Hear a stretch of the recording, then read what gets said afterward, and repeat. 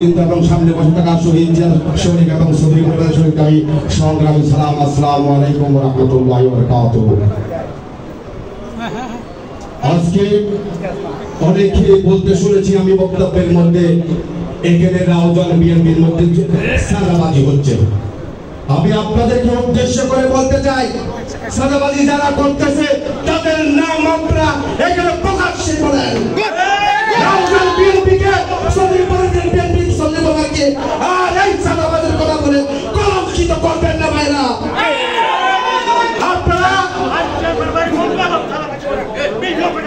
যারা এই কথাগুলো বলতেছেন আপনারা প্রমাণ সহ যারা সাদাবাজি করতেছে তারা দিবেন।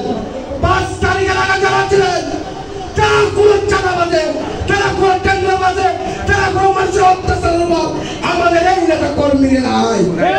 5 তারিখের পরে যারা হয়েছেন তাদের মধ্যেই থাকতে পারে। কেউ ভাইরা আজকে আমার এলাকায় নিয়ে বলতে হয়, আমার এলাকার ভোটের জন্য আমার নেতা আজকে সুদ্দিন কাদের চৌধুরী যে কথাগুলো বলছে যে রুটটা করার জন্য উপজেলাতে এখন আমাদের এলাকার অনেকে আছেন আসলে কাজটা এখন অফিস পর্যায়ে শেষ পর্যায়ে 17 বছরের মধ্যে আমাদের এলাকা একটা কংক্রিট পর্যন্ত ফেলেন নাই। শুধুমাত্র চৌধুরী পরিবারকে ভালোবাসে আমাদের এলাকার এটা রাজ্য খাওয়ার কথা বলে।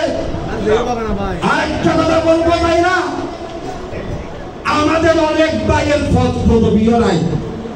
যাদের পদবি আছে আপনারা মাইকের সামনে নিয়ে এসে তাদেরকে কথা বলতে দেন। আমি আমার ভাই নিজামউদ্দিন চৌধুরীকে নিয়ে উদাহরণ দিতে চাই। শিক্ষা দীক্ষা দিয়ে রাজপথের থেকে এবং রাজপথে যুদ্ধ করেছেন, যেই বিদ্যুৎ সরকার পতন হয়েছে সামনে থেকে আন্দোলন সংগ্রামের নেতৃত্ব দিয়েছেন আমার ভাই নিজামউদ্দিন চৌধুরীকে। উত্তর ছাড়া তত্ত্ব বলে গেল একটা হয় না ভাইয়ের আমার শুধু একমাত্র নিজামউদ্দিন চৌধুরীর ওপর একটাই, শুধু শহীদ সালাউদ্দিন কাদের চৌধুরী পরিবার এবং আমার নেতা হাজ গিয়াসউদ্দিন কাদের চৌধুরী পরিবারকে ভালোবাসে বলে নিজামউদ্দিনের মতো ছাত্র দলের একজন শিক্ষিত ছেলেকে একটা হয় না।